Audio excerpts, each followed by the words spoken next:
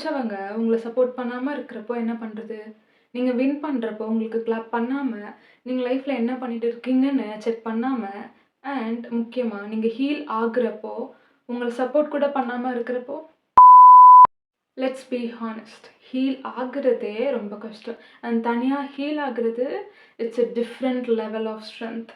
And உங்க லைஃப்ல அதுதான் மோஸ்ட் பவர்ஃபுல் ட்ரான்ஸ்ஃபர்மேஷனாவும் இருக்கும். என் கூட மட்டும் யாருமே இருக்க மாட்றாங்க. எனக்கு கஷ்டம்னா, என் கூட நின்னு யாரும் சப்போர்ட் பண்ணவே மாட்றாங்க. இப்படின்லாம் நம்ம நெறைய நேரம் யோசிச்சிருப்போம். ஸோ, இப்ப நம்ம என்ன பண்ணணும்? அத அக்செப்ட் பண்ணணும். சரி நம்ம கூட யாரும் இல்ல. சரி அக்செப்ட் பண்ணிக்கலாம். நமக்கு சப்போர்ட் பண்ண யாரும் இல்லன்னா, அதையுமே அக்செப்ட் பண்ணிக்கணும். நம்ம வந்து இந்த கேள்விய நெனச்சுக்கிட்டு ஃபீல் பண்றதுக்கு பதிலா, அத அக்செப்ட் பண்றப்போ, அடுத்து என்னன்னு தான் நம்ம பார்ப்போம். ஸோ, ஃபர்ஸ்ட்டு விஷயம் நம்ம எப்படி ஃபீல் பண்றோன்றத நம்ம அக்செப்ட் பண்ணணும். இந்த கேள்வியெல்லாம் கேட்டே இருக்கிறதுக்கு பதிலா, சரி நமக்கு யாரும் சப்போர்ட் பண்ணலையா? நம்ம நமக்கு சப்போர்ட் பண்ணிப்போம். நம்ம கூட யாருமே இல்லையா? நமக்கு நம்ம இருப்போம். நம்ம வின் பண்றப்போ யாரும் நம்மளுக்கு கிளாப் பண்ணலையா? நம்ம கிளாப் பண்ணிப்போம். அப்படின்ற மைண்ட் செட் தான் உங்களுக்கு வரணும். தனியா இருக்கறதுக்கு பயப்படாதீங்க. அந்த டைம்ல அவங்கலாம் இல்லன்னா, நம்மலாம் யாருமே இல்லன்னு நெனைக்கிறதுக்கு பதிலா, யாருமே என் கூட இல்லன்னா கூட, என்னால என் வேலைய பார்த்துட்டு, என் லைஃப்ப சக்சஸ்ஃபுல்லா என்னால லீட் பண்ணிட்டு போக முடியும்னு நீங்க ஃபர்ஸ்ட்டு நம்பணும். அண்ட் அதுக்கப்புறமா அவங்க நம்மள பத்தி நெனச்சது எல்லாமே தப்புன்னு நம்ம ப்ரூவ் பண்ணணும். நான் நைட்டு 2 மணி, 3 மணிக்கெல்லாம் உட்காந்து அழறேன். ஆனா, அது யாருக்குமே தெரியல. அது தெரிஞ்சாலுமே, யாருமே என்ன வந்து சமாதானப்படுத்துறதுக்கு இல்ல அப்படின்னு நீங்க நெனச்சீங்கன்னா, ஃபர்ஸ்ட்டு அந்த இடத்துல உங்கள நீங்க சமாதானப்படுத்துவீங்களா? கிடையாது. அப்புறம் எப்படி நம்ம இன்னொருத்தவங்க வந்து நம்மள சரி பண்ணணும், இன்னொருத்தவங்க வந்து நம்ம கூட நின்னு சப்போர்ட் பண்ணணும்னு நம்ம நெனைக்கலாம்? நம்மளே நம்ம நெகட்டிவா நெனச்சு நம்மளையே கஷ்டப்படுத்தி அழுதுட்டு இருக்கிறப்போ, மத்தவங்க எப்படி நம்ம வாழ்க்கையில வந்து அத சரி பண்ணணும்னு நம்ம எதிர்பார்க்கலாம்? நான் எப்பவுமே இப்படி தனியாவே இருந்துட்டா என்ன பண்றது ஷைனி? இவங்க வந்து என் வாழ்க்கையில திருப்பி வரலன்னா, என்ன பண்றதுன்னு நீங்க கேட்டீங்கன்னா, darling that is a blessing. நமக்கு எல்லாருக்குமே தெரியும். நமக்குன்னு ஒண்ணு இருந்துச்சுன்னா, அது கண்டிப்பா இருக்க போகுது. இல்லையா, உங்கள கஷ்டப்படுத்துறாங்களா? அத விட்டுட்டு அடுத்த வேலைய பார்த்துட்டு போங்களேன். கஷ்டப்படுறோம்னு தெரிஞ்சுட்டே, அதே இடத்துலயே உட்காந்து கஷ்டப்பட்டுட்டு, அதுக்கப்புறம் என் வாழ்க்கை மட்டும் இப்படி இருக்கு. எனக்கு மட்டும் யாருமே இல்லன்னா எப்படி இருப்பாங்க? எப்படி சந்தோஷமா இருப்பீங்க? இதுக்கு முன்னாடி இத சொல்லியிருக்கேனான்னு தெர்ல. பட் திருப்பி இப்ப நான் சொல்றேன். கண்ணாடி முன்னாடி போய் நின்னுட்டு, உங்கள பார்த்து ஒரு 4 சென்டென்ஸ் பாசிட்டிவா பேசுங்க. உங்க 2 கண்ண பார்த்து, "ஷைனி, நீ இன்னைக்கு இவ்ளோ பண்ண. உன்ன நெனச்சு எனக்கு ப்ரவுடா இருக்கு." அப்படின்னு நம்ம பேசுறப்போ, மத்தவங்க அந்த இடத்துல நமக்கு இல்லையே, நம்மள பத்தி நல்லதா சொல்றதுக்கு யாருமே இல்லையேன்னு நம்மளுக்கு ஃபீல் ஆகாது. ஸோ, அதுக்கு உங்ககிட்ட நீங்க பாசிட்டிவா பேசணும். நெகட்டிவா நம்மள பத்தி பேசவும், நம்மளே நம்ம திட்டிக்கவும் ஆளா வந்து நிப்போம். ஆனா, ஒரு 4 நல்ல வார்த்தை நம்மள பத்தி நம்மளால பேச முடியாது. ரெடி ஆகுறப்போ, சாஃப்ட் மியூசிக்கோ, இல்ல உங்களுக்கு புடிச்ச சாங்ஸோ கேட்டுட்டே ரெடி ஆகுங்க. ஏன்னா, அந்த டைம்ல நெகட்டிவா யோசிக்கிறதுக்கு உங்களுக்கு இருக்காது. ஸோ, சாங் கூட வைப் பண்ணிட்டு, பாட்ட அப்படியே பாடிட்டே ரெடி ஆகுறப்போ உங்களுக்கும் எனர்ஜெட்டிக்கா இருக்கும். முக்கியமா நோ சொல்ல கத்துக்கோங்க. மத்தவங்களுக்கு நம்ம இருக்கணுமேன்றதுக்காக எல்லாத்துக்கும் ஆமான்னு சொல்லிட்டு, நம்மளே நம்ம கஷ்டப்படுத்திக்கணும்னு அவசியம் கிடையாது. உங்களுக்கு ஒரு விஷயம் வேணாமா? பண்ண முடியாதா? முடியாது. அவ்வளோதான். மத்தவங்கள நம்ம சப்போர்ட் பண்ணணும், மத்தவங்களுக்காக நம்ம இருக்கணும்னு பார்த்துட்டு, நம்மள அந்த ப்ராசஸ்ல இழந்துறக்கூடாது. இதெல்லாம் நீங்க வந்து எஃபோர்ட் போடணும்னே அவசியம் கிடையாது. உங்கள நான் ஒண்ணும் 5 மணிக்கு எழுந்துரு, தண்ணி இத்தன லிட்டர் குடி அப்படின்லாம் நான் சொல்லல. ஈஸியா கிளம்புறப்போ எப்படியும் நம்ம கண்ணாடிய பார்த்து தான் கிளம்புவோம். அப்போ ஒரு 4 நல்ல வார்த்தை சொல்லுங்க. உங்கள ட்ரெயின் பண்ற மாதிரி எந்த விஷயமும் பண்ணாதீங்க. நோ சொல்ல கத்துக்கோங்க. ஆனா ஷைனி இப்படி கண்ணாடி முன்னாடிலாம் நின்னு பேசுறதெல்லாம் சில்லியா இல்லையான்னு நீங்க கேட்டீங்கன்னா, இவ்வளோ நெகட்டிவா நீங்க யோசிக்கிறது சில்லியா தெரியலன்னா, அப்ப இது தெரியக்கூடாது. அதனால போய் பண்ணுங்க.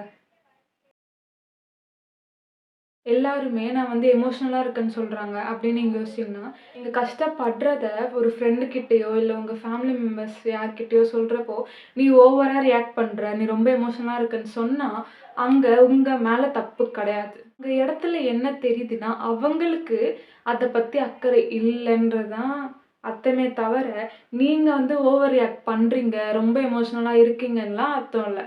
உங்களுக்கு அங்க கஷ்டமா இருந்துச்சு. அததான் நீங்க ஷேர் பண்ணியிருக்கீங்க. நீங்க வின் பண்றத மத்தவங்க கிட்ட சொல்றப்போ, ஒண்ணு அவங்க டாபிக்கே சேஞ்ச் பண்ணுவாங்க. இல்ல அதெல்லாம் ஒரு பெரிய விஷயமே இல்லன்னும் ரியாக்ட் பண்ணுவாங்க. ஸோ அப்பவும் அது உங்க தப்பு கிடையாது. நீங்க அவ்ளோ எஃபோர்ட் போட்டு ஒரு விஷயத்துல வின் பண்ணியிருக்கிறப்போ, மத்தவங்க அத அப்ரிஷியேட் பண்ணலன்னா, அவங்க கிட்ட இருந்து டிட்டாச் ஆக தான் நீங்க பழகணும். உங்க பெயினையும், உங்க சக்சஸையும் எதுவா இருந்தாலும் நீங்க அவங்கள்ட்ட சொல்றப்போ அத வேல்யூ பண்ணலையா, அந்த இடத்துல நீங்க இருக்கக்கூடாது அப்போ. அதுக்குன்னு மொத்தமா அவங்கள விட்டுருங்க. அவங்கள்ட்ட பேசவே கூடாதுன்னு நான் சொல்லல. இதுக்கப்புறம் நீங்க லைஃப்ல ஏதாவது அச்சீவ் பண்ணாலோ, இல்ல ஏதோ ஒரு விஷயம் உங்களுக்கு பெயின்ஃபுல்லா இருந்தாலோ, அத அவங்கள்ட்ட ஷேர் பண்ணாதீங்க. ஏன்னா ஷேர் பண்ணாலும், அது ஒரு விஷயமாவே அவங்க எடுத்துக்க போறது கிடையாது. ஸோ, பர்சனலா இதெல்லாம் ஷேர் பண்றத நிறுத்துங்க. அண்ட் ஸ்டில் அவங்க உங்க ஃபேமிலியா தான் இருப்பாங்க. உங்க ஃப்ரெண்டா தான் இருப்பாங்க. பட் அந்த ஒரு லிமிட் இருக்கும்ல, அத நீங்க தாண்டாம இருங்க. ஏன் எனக்கு எப்ப பார்த்தாலும் இப்படி நடந்துட்டே இருக்குன்னு நம்ம நெனைப்போம். இந்த கேள்விய நம்மகிட்ட 1000 வாட்டி மேல நம்ம கேட்டுருப்போம். அதுக்கப்புறம் எதுனா நம்ம ப்ரொடக்டிவா பண்ணணும்னு நெனச்சாலும், இது பண்ணி இப்ப என்ன பிரயோஜனம்? இது பண்ணி என்ன ஆகப்போது? அப்படின்னு நம்ம யோசிச்சுட்டு எதுவுமே பண்ணாம கடைசில விட்டுருவோம்.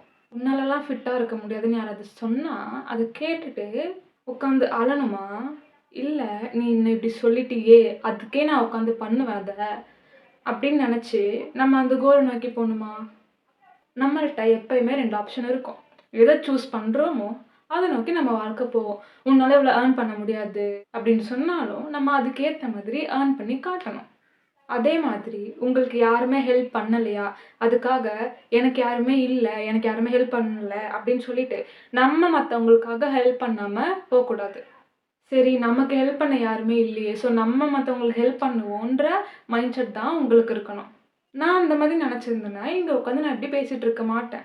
எனக்கு யாராவது ஹெல்ப் பண்ணாங்களா? இல்ல எல்லாத்தையுமே எனக்கு பண்ணி குடுத்தாங்களான்னா, இங்க கிடையாது. அதனால தான் எனக்கு என்ன தெரியுமோ, நான் இந்த இடத்துல உட்காந்து உங்ககிட்ட சொல்லிட்டு இருக்கேன். ஸோ, நமக்கு இப்படி பண்ணலையே, நம்ம இப்படி பண்ணக்கூடாதுன்னு யோசிக்கிறதுக்கு பதிலா, நமக்கு தான் இப்படி யாருமே பண்ணல. ஸோ, நம்ம மத்தவங்களுக்கு ஹெல்ப் பண்ணலாம். நம்ம மத்தவங்களுக்கு சொல்லி தரலான்னு உங்க மைண்ட் செட்ட மாத்திக்கோங்க. ஆனா ஷைனி, என்னோட பெயின எனக்கு எதுவாவும் மாத்த வேணாம். நான் ஏற்கனவே டயர்டா இருக்கேன். என்னால முடியாதுன்னு சொன்னீங்கன்னா, டயர்டா இருந்தா ரெஸ்ட் எடுங்க. அதுக்குன்னு மொத்தமா அத விடணும்னு நம்மளுக்கு அவசியம் இல்ல. நீங்க எப்போ ரெடியா ஃபீல் பண்றீங்களோ, அப்போ அந்த பெயின ஞாபகத்துல வச்சுட்டு ப்ரொடக்டிவா வேல பாருங்க. நெறைய நாளு நீங்க சைலன்ட்டா அழுதுருப்பீங்க. சீலிங்க பார்த்துட்டு, நமக்குன்னு யாரும் இல்ல. நமக்குன்னு யாராவது இருந்துற மாட்டாங்களா? நம்மள யாருக்காவது புடிச்சிராதான்னு நம்ம நெறைய வாட்டி நம்மகிட்டயே கேட்டுருப்போம். எவ்வளோதான் நம்ம உடைஞ்சிருந்தாலும் மத்தவங்களுக்காக நம்ம நின்றுப்போம். ஆனா, அதே மத்தவங்க தான் நம்மள இன்னும் உடைச்சு விட்டுட்டு போயிருப்பாங்க. ஆனா ஒண்ணு சொல்லட்டா? இதுதான் உங்களுக்கு இருக்க சூப்பர் பவர். நீங்க தனியா அழுத ஒவ்வொரு மொமெண்ட்டும், நீங்க கஷ்டப்பட்ட ஒவ்வொரு நாளுமே, உங்க லைஃப்ப ஷேப் தான் பண்ணியிருக்கே தவிர, உங்கள மோசமா கொண்டுட்டு போல. எல்லாருக்குமே, எல்லார் வாழ்க்கையிலயும் ஏதோ ஒரு பாயிண்ட்ல இப்படி தனியா இருக்கிறோமேன்ற தாட் வரதான் செய்யும். அப்ப நம்ம என்ன பண்ணணும்னா, இந்த டைம்ல நம்மளால எவ்வளோ ப்ரொடக்டிவா இருக்க முடியுமோ இருந்துரணும். எந்த டிஸ்ட்ராக்ஷனும் இருக்காது. ட்ராமாஸும் இருக்காது. காசிப்ஸும் இருக்காது. எந்த ப்ராப்ளமுமே இல்லாம நமக்குன்னு நம்ம இருப்போம். இந்த மாதிரி மொமெண்ட்ட நமக்குன்னு எடுத்துக்கணும் செல்ஃபிஷ்ஷா. உங்களோட இந்த பெயின உங்களோட வொர்க்ல யூஸ் பண்ணுங்க. கிரியேட் பண்ணுங்க. ரைட் பண்ணுங்க. And use it to speak your truth. நான் இப்ப இங்க தனியா உட்காந்து அழுதுருக்கேன். அந்த பெயின் எப்படி இருக்கும்னு தெரியறனால தான் நான் இங்க உங்க முன்னாடி உட்காந்து பேசுறேன். ஸோ கடைசியா ஒரு வாட்டி சொல்றேன். உங்களுக்குன்னு யாரும் இல்ல. உங்க வின்ஸ செலிப்ரேட் பண்ண யாரும் இல்ல. உங்க பெயின ஷேர் பண்ண யாருமே இல்லன்னு நெனைக்கிறதுக்கு பதிலா, be your own cheerleader, your best friend and your own saviour. நீங்க இந்த வீடியோவ பார்த்து லெஸ் லோன்லியா ஃபீல் பண்ணியிருந்தா, I have done what I have came for. And உங்கள்ட்ட ஃப்யூச்சர்ல யாராவது எப்படி தனியாவே இருந்து இவ்வளவும் பண்ணேன்னு கேட்டா, just smile and say, "no support, no problem." அடுத்த சண்டே இதே டைம், இதே பிளேஸ்ல உங்கள பார்க்குற வரைக்கும் உங்க அழகான லைஃப்ப பத்திரமா பார்த்துக்கோங்க. பாய்.